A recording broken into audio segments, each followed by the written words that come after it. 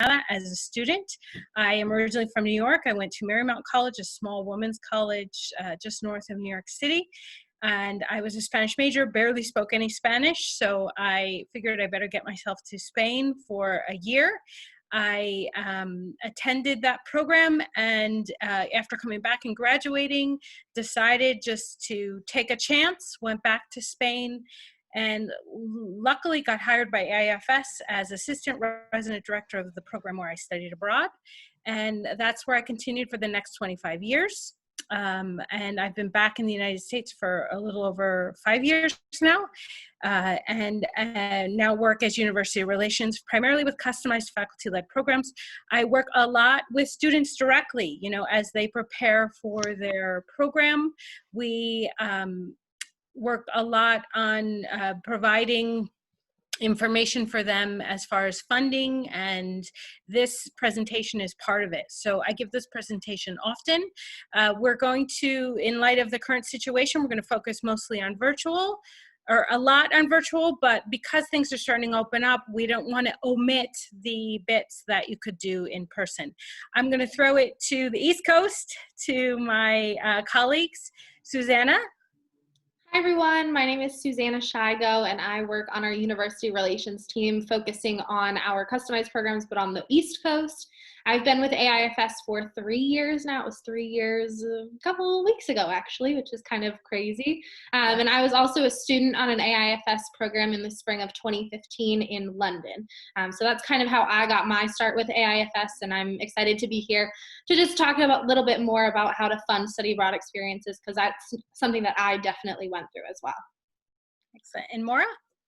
Hi, this is Maura Castles. I am the University Relations person for the Northeast. I do not work with the customized faculty-led programs. I work with more of our traditional catalog of programs. I do recognize several of the university folks who are on this call, so I know I've crossed paths with some of you, but for the most part, I think we'll be leaving this to our customized program pros to deliver the content. One thing I did want to mention, this is being recorded, so just keep that in mind. We'll be primarily recording the delivery of the information, but feel free if that makes a difference in terms of whether you have your camera on, your camera off. I think most folks have their camera off right now, but please do make sure also if you have any questions or comments or anything you want to make sure that we touch on, to just put it in the chat, because I will be monitoring that and either interjecting as it makes sense, or we'll be able to address in the end. Great. All right, so before we start our presentation, we are just going to mention as well that we will get to the questions at the end. Susanna, do you have any more kind of like housekeeping issues to mention? That's about it. All of you are muted for now, so we'll keep that way just so it'll be a little bit more streamlined going through the whole thing. Great, awesome. Well, let's get to it. So we'll get to it if I can change our screen. There we go. Sorry, little. We really want you to think about your study abroad experience as an investment in your college education. We want you to think about it as an investment in your future. Actually, statistics tell us that fewer than 10% of US college students in the United States study abroad today. That means having study abroad on your transcript, having it on your resume later on when you enter the very competitive job market will help set you apart, right? It will be something that 90% of the people that you're competing with won't have on their resume, on their transcript. It could help you get into that competitive grad program that you're looking at. It could help you get a better job. Definitely having this opportunity makes you unique and sets you apart. Having that international experience makes you a highly desirable candidate for employment. So how to pay for it, right? Now that we're encouraging you to make that investment, we're going to talk about ways to finance it. But before we talk about specific ways, let's talk about knowing your finances. Susanna. So this is really important, and I know that it's something that I had to really explore prior to studying abroad, is knowing how much these program fees are going to cost you and what's included in them. So you need to understand what's already being covered in the payments that you're making and what isn't. So things like how much will I need for airfare or passport, or if I need to upgrade my insurance, how much is my homeschool's tuition, or any of those fees, they're really important to take into account. And also looking at how much you'll need when you're abroad. Budget, budget, budget for books, food, fun, independent travel, whatever it may be. Put them all on an Excel spreadsheet. Plan early. Get all of those written down so everything's laid out right in front of you. It's the most helpful thing you're going to have moving forward. I know it's going to kind of be a little bit of a hassle at the beginning, but once you're there and once you have everything in place, it's so beneficial in the long run. Excellent. Sorry, there we go. And also taking advantage one, didn't it? Sorry, it skipped one. Sorry, because I kept hitting it. Of all of your available resources. So one of the biggest things that we see a lot with our study abroad programs, whether it be on our customized programs or our catalog programs, is understanding financial aid and how that is going to play into things. So understanding the FAFSA, it opens October 1st for the next school year. Understand grants like the Pell Grant or state grants or college grants and how they're going to play into your study abroad experience, and also really understand their deadlines. It's important to apply for those and not miss those deadlines. Also, definitely before you even start the application process for studying abroad, or as you're going through it, talk to the financial aid office at your school to understand about that eligibility for grants, student loans, and ask them about scholarships. Also, a great place to ask about scholarships specifically to study abroad is going to be the study abroad office. So ask your advisors if they know of any scholarships that you can apply to for your specific program, whether they be school specific or if they just know of any other ones that might help you. And then again, seeking out all scholarships you possibly can and apply. You won't receive a scholarship if you don't apply to a scholarship, basically. So if you can find any and all to apply to, the more you apply to, the higher chance you have of potentially receiving one down the line. Definitely. So we promised creative virtual fundraising, and we're promised we're going to get to that, but we did want to maintain the scholarship aspect, because this is definitely something that you can do from the safety of your own home. Apply to scholarship after scholarship after scholarship. We understand that you have to win a scholarship. It's not a given. But the more organized you are and the better an essay you write, that personal statement, the more likely you're going to, more likely you might win a scholarship. So definitely start with the organization. In the same manner that you're organizing, the fees that you will have to pay for your study abroad experience, organize your applications, right? Open up that Excel list, start searching on Google and listing scholarships, list the deadlines, the application requirements, whether or not you need a letter of rec. You want to keep it all organized, and then organize the applications once you apply, so that you're not applying for the same thing twice. That personal statement is often the most important thing. Obviously, a good GPA helps. It certainly does, but that personal statement could make or break your application in a scholarship. So tell your story, tell your past, your present, and your future, right? Where are you going? And then you want to link in the scholarship to that, your past, your present, and your future. For example, say that it is a study abroad scholarship. Link in study abroad to your past. Is it something that you always dreamed of? Is there someone in your past that really influenced your decision to study abroad? Link it in your present. How will this help you in your coursework? How will this help you in your major work and in your future, in that dream job that you're working so hard to get? How will study abroad assist you in reaching your goals, right? Make sure that you answer questions and create a very cohesive story, right? It has to be all tied up together.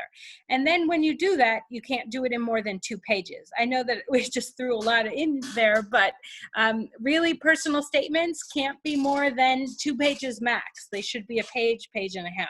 So you have to be really succinct. You have to be to the point, but you have to include a lot of information. So Susanna, you had a really good recommendation this morning when we were talking about this slide, what they should do with their personal statement, right? Make sure that they bring it to someone to get it checked over. Yeah. So if you have, like you said, go ahead. Yeah, definitely. If there is someone when you're back on campus, if there's a writing center that you can take it to, if you can send the Word document to one of your professors to have it read over. I know personally, you can read an essay 100 times and you're still going to miss the same thing over and over and over again, just because you're so conditioned to see what you want to see. So definitely get another set of eyes on it. That would be really beneficial to look for spelling mistakes and also just to make sure things make sense. Right.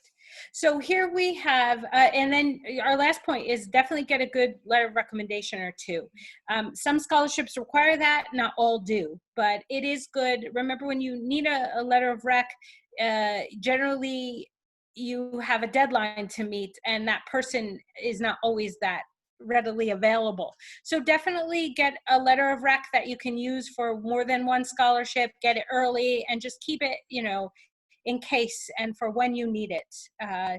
Definitely have it from faculty that know you well, that can really write a personal letter about you. It could be someone from your community that you work with, like say you volunteer or you're involved in some kind of organization. Then think about getting a letter of rec from them as well as an academic letter of rec. Here we have listed some study abroad resources for scholarships, study abroad scholarships, the Gilman Scholarship for Pell Grant eligible students. This is one of the top study abroad scholarships in the nation. Again, you have to receive the Pell Grant in order to apply for the Gilman. The Fund for Education Abroad is an excellent one. This NAFSA.org has a lot of resources on there for several different scholarships. That studyabroad.com link lists scholarship after scholarship after scholarship. Some of them are for study abroad, others are just for college students. So definitely check out those links. Here we're list more links to different scholarships that we have found. And that's just a few. You want to start getting on Google and start looking for scholarships, some location or major specific scholarships. Large corporations, Coca-Cola has a foundation, Staples has a foundation, Ford has a foundation. They offer scholarships for college students. Where you work, like most college students have a part-time job. Does the company that you work for offer college scholarships for students? McDonald's, unions. For example, my son works in a local supermarket. When he was hired, he joined the union. The nice thing about the union is that they offer yearly scholarships for union members. So he is applying for those scholarships. And then company matching. If, for say example, the company that your parents work for, if you win a scholarship, will they match the scholarship? Find out. That's another one. Lots of wild card scholarships out there for heritage, Polish Americans, left-handed students. You never know what you can find until you do the research. I spoke to a student not long ago who applied for a scholarship for some kind of organization for Polish Americans. They were so excited because it was the first scholarship application that they had received in over 2 years. So they gave him more than 2 years worth of scholarship money because he was the first one that they had. So you definitely need to look and apply. You never know. Lots of local organizations as well. If you have a family member that is a member of any of these local organizations, definitely apply to their college scholarships. All right. And now we definitely want to think toward creative funding. I talk to a lot of students on a daily basis while I'm out on the campuses talking about the benefits of study abroad and the different programs. Sometimes I talk to students who say, you know, my GPA is not so great. I had a tough semester. I had a tough year. I really don't like writing essays. It's not my forte. I'd rather invest my time and my energy into a sure bet, right? So creative funding ideas are ideas that students are putting into practice, and they're using to raise money to help fund their study abroad experience. And we're going to kind of go over the four basics. And then unfortunately, we couldn't have any students here with us today to tell you about their experiences fundraising, but they've written small little ideas and experiences that they had. So we're going to show you some real student examples at the end. Suzanne, I'm going to throw it to you. Yeah, so this one is kind of common sense, for lack of a better word, but it's really looking at your habits. Are there ways that you can cut your current expenses to save for going abroad? I know that I am very much guilty of frivolous spending, I guess, as we should say. So look at things like, are you buying a coffee every single day at Starbucks or Dunkin' Donuts? Is this something that you can cut back on and save that money either by buying a coffee maker at home, or maybe only going once a week instead of 5 times a week? Another one is stop eating out, start cooking. I know that I'm very much guilty of going down the street to Chick-fil-A instead of cooking dinner when I probably should just cook. Right. So look at those and see how much you spend, even if it's just taking a week and calculating those finances and just saying, oh, this week I spent $30 on things that I could have just saved. So definitely taking a look at that. Yeah, or cooking one night and then Yeah. eating leftovers for the next. You'll Yeah. save a lot of money on that. Avoiding the temptation of buying unnecessarily online. Amazon is my total weakness. So that's definitely one thing that I took a look at and really cut back on when I was in the process of studying abroad, because I was spending money that I didn't need to spend, that I would much rather spend on experiences or food, whether it be in London or in Italy or getting there. So definitely look at those. Keeping up or setting up a keep the change savings account with your bank. Banks can be super helpful with creating these for you. Just ask them basically as to what you're able to do. Get a part-time job if you're not already working, especially now. With us being remote and virtual, looking at things like potentially doing a food delivery like in Instacart or a DoorDash, or picking up overtime or seasonal jobs, all things that could be possible at this point. Stopping a habit, again, it kind of goes back to the coffee thing. If you can cut it out and put that money toward your travel in the future. I'd rather be sipping a cappuccino in Italy than drinking my typical iced coffee here in Connecticut. So those are things you really have to think about. Using points or miles, accruing cards so you can buy your airfare or get cashback credit in the future. Definitely be sure of the interest on these and make sure that you can pay them off. But if you can put things on these cards that you know that you can pay off the balance for and get those points, it can be really beneficial in the future. Just take a look at the ones that are out there, speak to your parents, see what is highly recommended. And then also asking your family if there's a holiday coming up or your birthday, instead of giving you maybe that pair of shoes or that dress or whatever it may be that you would have wanted, ask them to give you either, whether it be money, or I know for before I went abroad, my parents gave me a suitcase, which was very much needed because I did not have one, or they got me a travel adapter. So things that really helped me in the long run. I would definitely recommend asking for those types of things for holidays or gifts coming up. Right. I think this one's really important because I remember listening to Susie Orman, who's one of those famous financial wizards on TV. And she actually said the biggest, the fastest and greatest thing that you can do to affect your bank balance is definitely limit the spending, limit the outgoing. So that's one of the fastest things you can do. And then we're not asking you definitely to live, like a monk for the rest of your life. It's just this short period of time, right, until you go abroad, and then hopefully when you get back, life can go back to normal.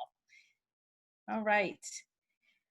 Next, we are going to talk a little bit about what you can do virtually. And we definitely want to encourage you to use your networks, right? First, think about what your networks are, right? What are the groups that you move in? Could they be school groups, current school, former school, your high school, even farther back if you went to small private schools, your community? Think to your community. Do you live in a small town? Are you involved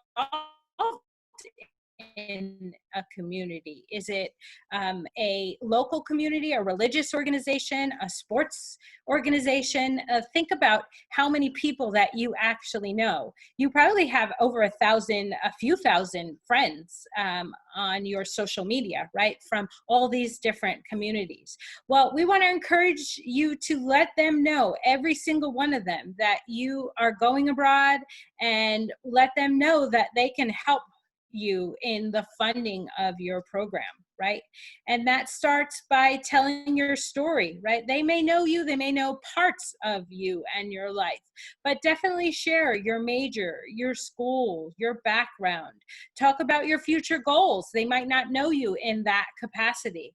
Is it grad school? Is it what your dream job is? And then talk about your plan to study abroad, right? Why do you want to study abroad? Everybody came to this with that desire to travel and see the world, but why did you choose this program, right? Why this city? Why this location? How will it impact your future? The courses that you're going to take, the places that you're going to visit, how do you plan to, really immerse yourself and implicate yourself in the new culture that you're going to be studying abroad in. State some study abroad outcomes. A lot of study abroad organizations, AIFS itself, talks to students post study abroad, right? So 5, 10, 15, 20 years after their study abroad experience, we've talked to them and we've asked them to tell us about the benefits that study abroad has brought to their life. And we've kind of put that into some really interesting statistics. For example, did you know that study abroad students are twice as likely to get hired after a graduation than a regular student with, maybe the same degree who didn't have that international experience? Those are some interesting outcomes that you want to share with people so that they understand the value that this experience will bring to you. Suzanne, you want to keep going? Yeah, and also to play into that is really utilizing your social network as a visual platform. So post photos and fun facts about the city or country or the program that you're going on. Put it on your Facebook page, put it on your Instagram story, make a TikTok. These are all things that are really beneficial. And then also include the links to your funding, whatever it may be, whether it's your Venmo or a GoFundMe page, however you're planning on collecting that. But really make it visual. I know that I'm more likely to watch a video or look at something with a nice picture in it as opposed to just reading words.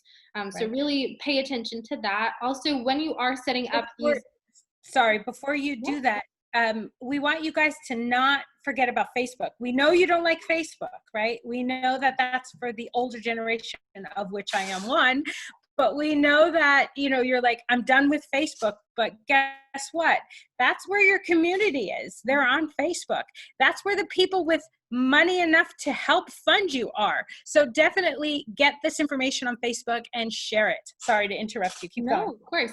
And then going to that is posting more than once. So if you just post one picture, it's not going to do as much as if you post once a week or once every day, whatever it may be. Just post more than once to get that out there. And then we'll talk about it a little bit when you do set up the GoFundMe page or the crowdsourcing, but definitely disclose how these funds will be used. So if you do write a quick post with a photo and include the link, say, hey, this money is going toward my study abroad experience. And if you click on this link, you can learn more about it. So those are definitely some things to include. Yeah. All of that. You want to tell them all about that. Absolutely. All right. So GoFundMe, that is like the number one crowdfunding network for personal use. Venmo, that we know that GoFundMe does charge a percentage. Some students say they prefer to use Venmo or different ways for that. So that we'll leave that up to you, but we definitely want to make sure that you share the way that they can donate, right? That's really important to that. So Susanna, this is a little bit of yours, I think. Yeah, so as Paula mentioned with the crowdfunding sites, so our preference is GoFundMe just because it does tend to be the best one for personal fundraising. But that being said, they do take a small percentage, so just take a look at that prior to setting one up. But in any case, you want to, again, tell your story. So upload those images, put those videos, tell about your life, who you are, what you're studying, and what study abroad is really going to do for you. People are going to be more likely to go ahead and donate if they know who you are. So definitely just remember to put that in. You need a personal connection, right? They need to be able to understand why they're supporting you, and they need to know you. I've even seen on GoFundMe that they have anonymous donors. They have people that, you know, want the write-off, or they just are really into supporting students. But you know, you're more likely to get an anonymous support if that person really does know you. So that's important. Yeah, and then also going into that, you're gonna probably want to write some things. So write the detailed description about your story. Again, going back to telling your story. Also, Right. in this small description, explain what this money is going to be used for. If you just say, this is going toward my study abroad experience, well, is it going Not to the enough. program fees? Is it my personal spending money? Is it going to airfare? So definitely detail that out so that people are aware and they know, and there's a tangible thing that the money is going for, as opposed to just this experience. Also make sure to post updates and comments. Say thank you. If someone donates, make sure you take the time to, even if it's just on the site, write them a little note. This is really appreciated. I appreciate your support. Thank you for doing what you're doing. You can also keep track of who donated and potentially send them a postcard when you're abroad, or give them regular updates, just so that they know, again, that this is going to something that's really impactful for you, and that it means a lot that they're taking the time to do this. Yeah, I think that's really important. You know, they're investing in you. They want to see how their investment is panning out, right? And they want to share the experience. I think that you all are young, and I hate to pull the mom card, but you know, I am the mother of two college students, and I know that, you know, there comes a certain point that you're starting, you know, you have invested in them, you want to see results, and you are sort of living vicariously through them, right? You've had your life, your youth, your experiences, and now you're living vicariously through others. So definitely share from abroad. It's really your responsibility. I think it is. And also, again, back to our other page about sharing things on your social network. If you set up these sites and these links, make sure you include them in your Instagram bio, in your Twitter handle, whatever it may be. Just get these out to as many people as possible. I know when I was planning on studying abroad, I would send it to my mom and say, hey, Mom, can you maybe send this to your friends and see if they want to take a look at it? No obligation, but the more people you can get it to reach, ultimately, the better. Also can be a thing where you can look into setting up levels or tiers. So if you donate X amount, maybe we'll send you a postcard, or we can get you a picture and print one out from when we're abroad. Can you do something creative? Do you have an Etsy shop that maybe you can make a keychain or paint a small picture, something to kind of not incentivize, but in a way incentivize someone to donate a little more. Again, this doesn't have to be if you donate $100. If it's, hey, if you donate me $2, I'll write you a little letter to say thank you. So just think about things like that. And then also remember, if you do end up canceling or not going on your program, it is your obligation to return all the money that was donated to you. So again, just keep track of all that, and do give the money back if you don't decide to go abroad. Absolutely. Absolutely agree.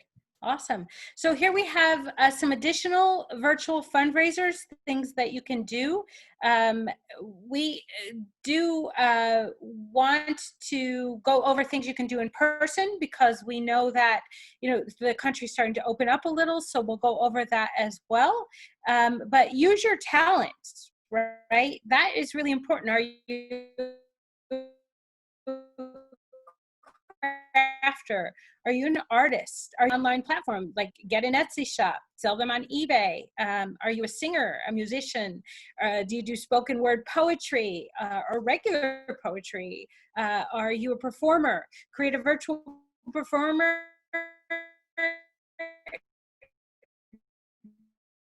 performance, ask for donations. You can do it live, you can do it recorded, ask for donations. Use your talents, create a master class and charge for it. Like, do you have, oh, sorry about that. Do you have a skill like coding, painting? Can you teach people how to paint? Do you sew? Can you teach people how to sew or cook? Those kinds of things. Charge or for your master class, ask for donations. I had a student who did a 50-50 raffle. So she sold $10 tickets, and when the raffle was over, she split the pot 50% with the lucky winner.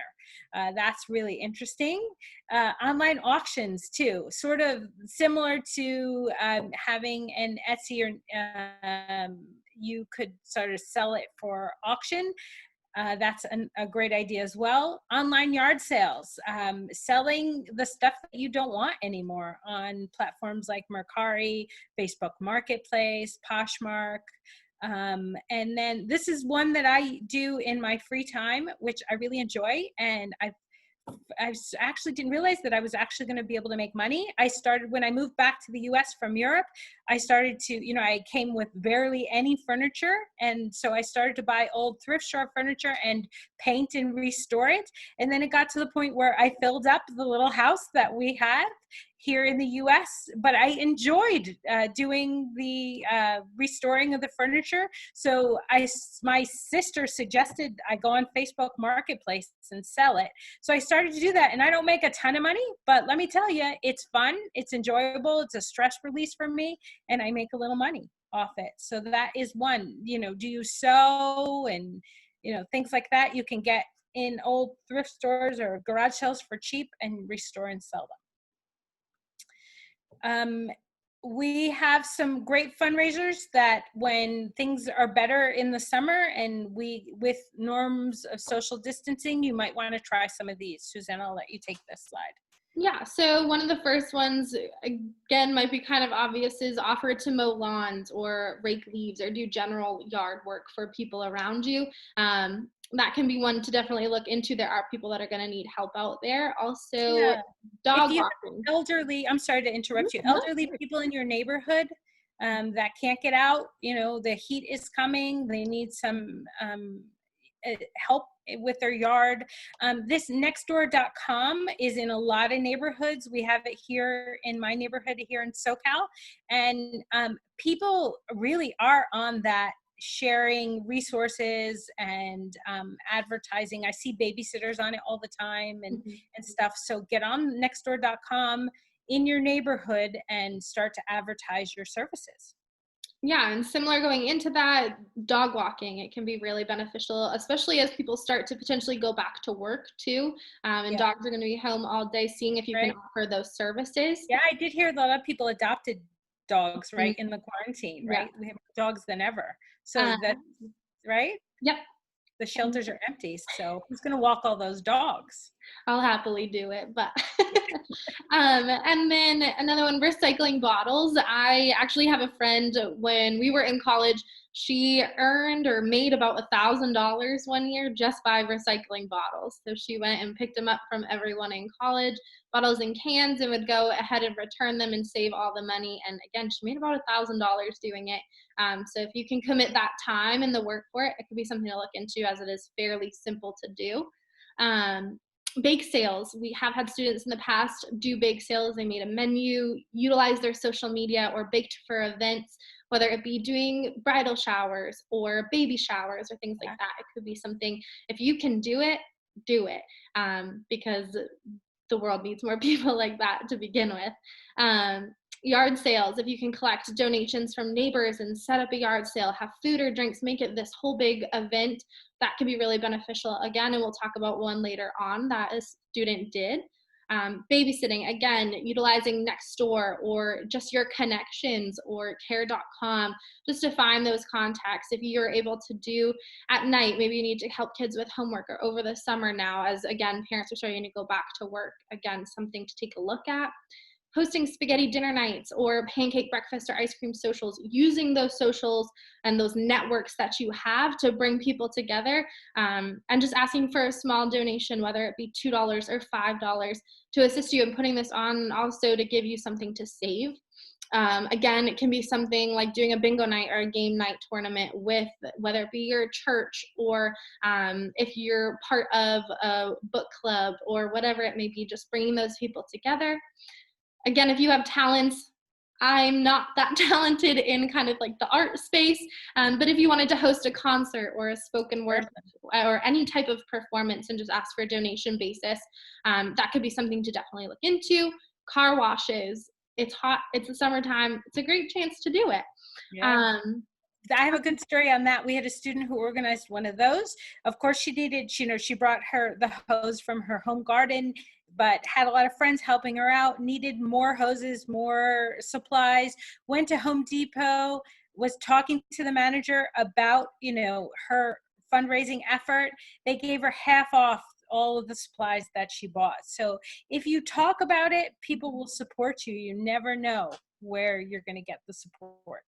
Yeah, and definitely also, as we look to the future and toward the holiday season, if you're good at wrapping holiday gifts, not my forte, but if you are, see if you can offer to wrap gifts for people for a small donation. And then also, as a fun little thing, once more people are able to get back together, if you wanted to host a paint and sip, see if you can either partner with a company that does it and split those proceeds, or if you just wanted to put it on by yourself, that could be fun to have the group of people together and, again, make small donations to your study abroad experience. Especially your mom's friends. I know that one of my favorite things to do.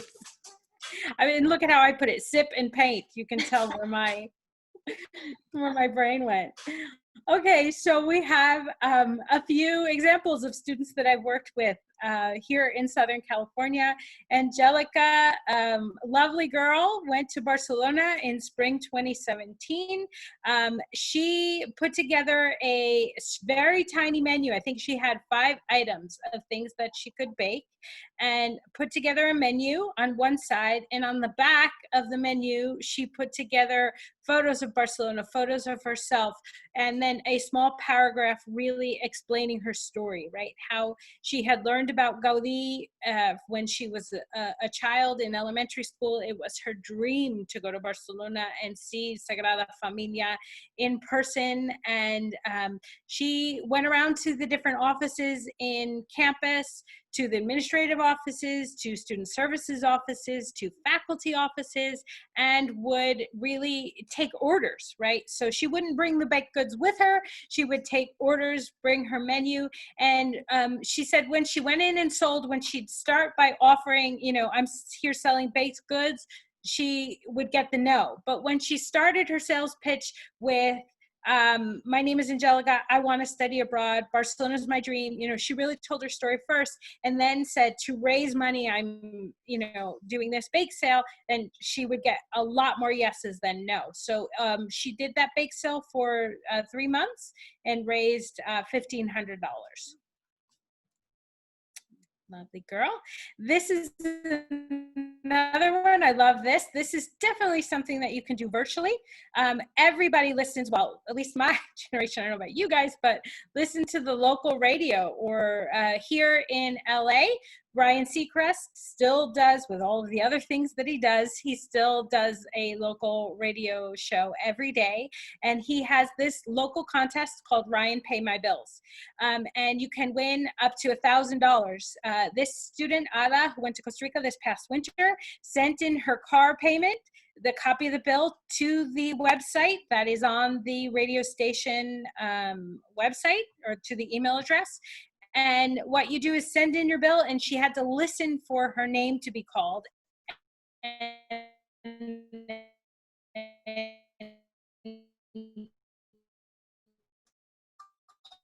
all in to win the prize. So she made sure she shared this with all of her network, right? Again, the moral of the story is use your network.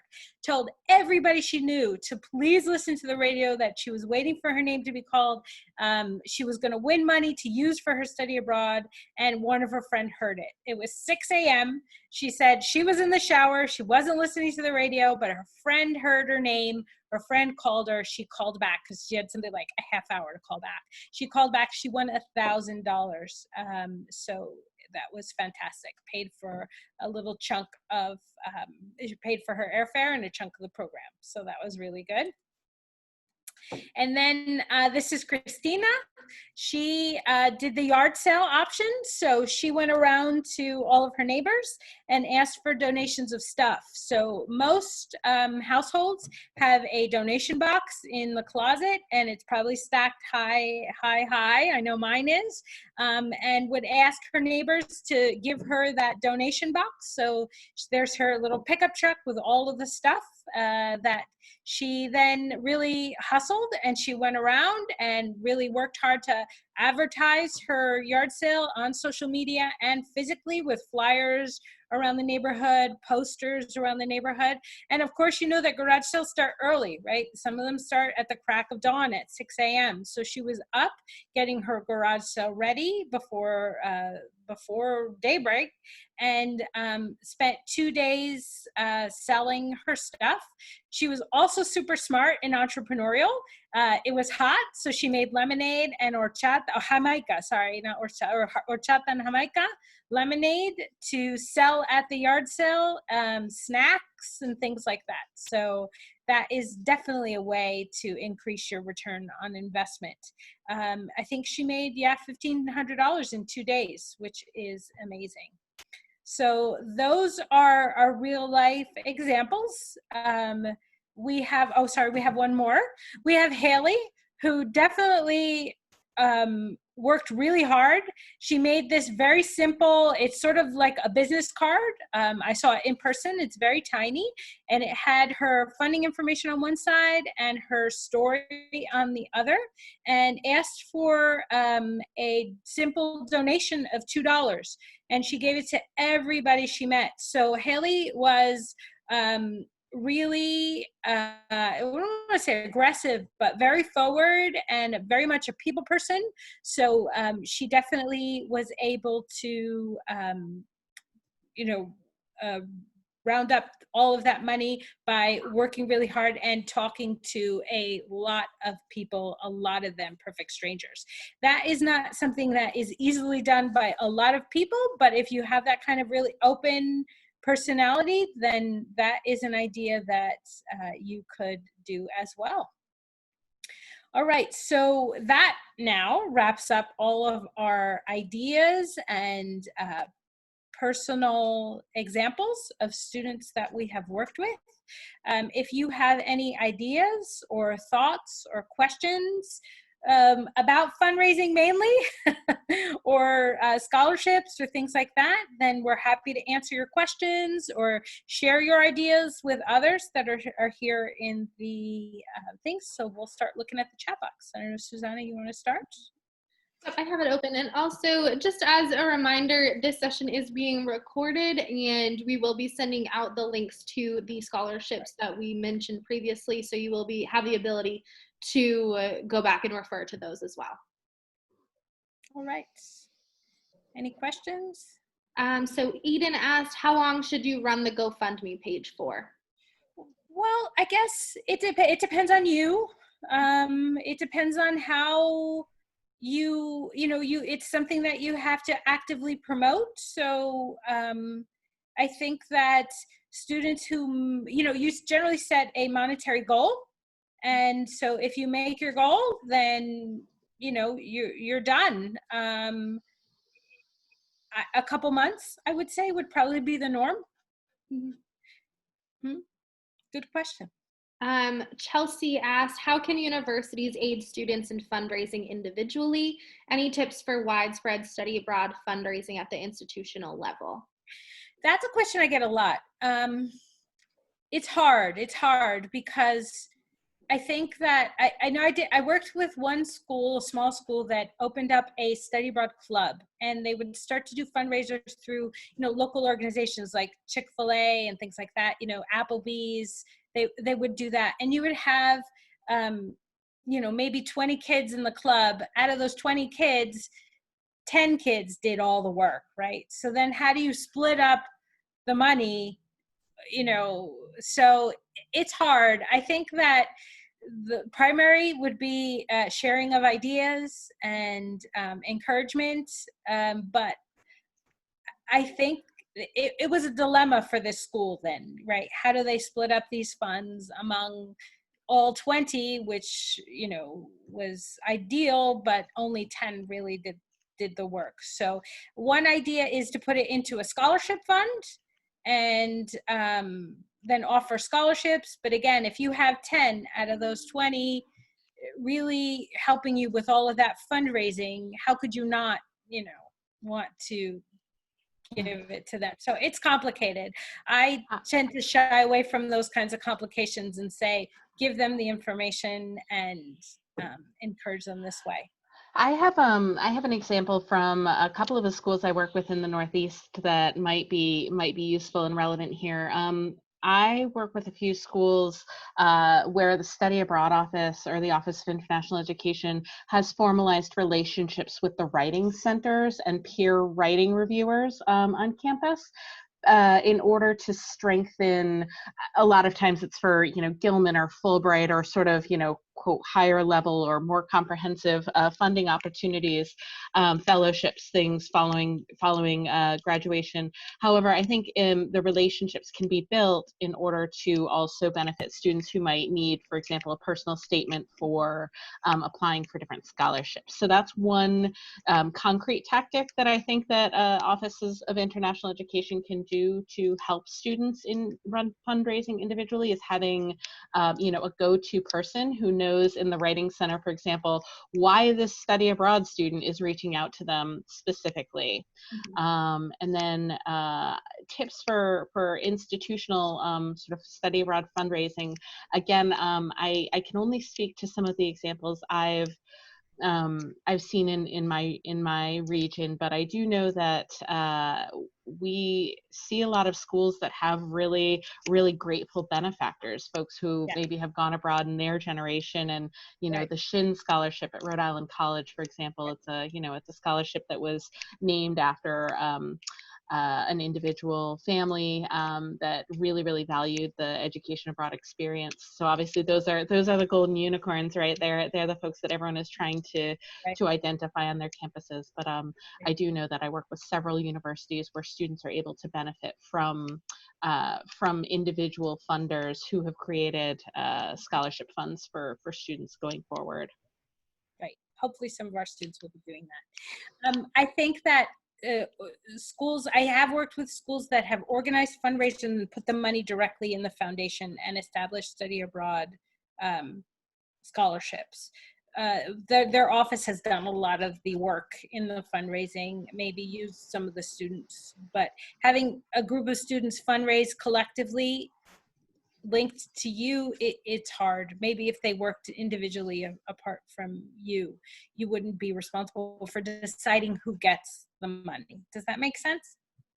Makes sense to me. And I would also say, just coming from a previous student's point of view, just making things accessible. If you can compile just a list and make a quick flyer or a handout to give to students if they inquire about using financial aid, or if they're interested in looking into scholarships, just to have something quick to give them is really helpful, because I know that I benefited from that as a student as well.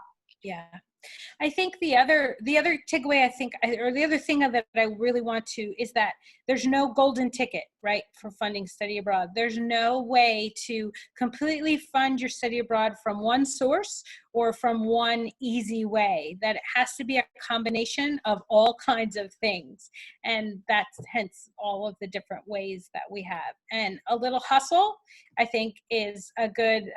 More always laughs when I use that word, but getting out there and really, I think it's a good life skill, right? To be able to use your network, talk about yourself. Those are good skills to develop. If anyone else has additional questions, feel free to put them in the chat box. We'll wait a little bit just to see if any more come in. But I don't see any right now, but we'll give it a couple minutes and then we can end this and let everyone be on their way. Yeah, so we definitely have recorded this. We'll be posting this to one of our, we'll be sharing the link, right, so you can watch it again. And we're available in our follow-up email. You'll have our emails, and if you have any questions, you can contact us. All right, so we haven't received any more questions, so we're going to end this. And again, if you have additional questions, feel free to reach out. We will send a follow-up email with the links to everything as well. Yeah, thanks everybody. All right, thanks everyone. I hope you have a great rest of your day. Thank you. Bye.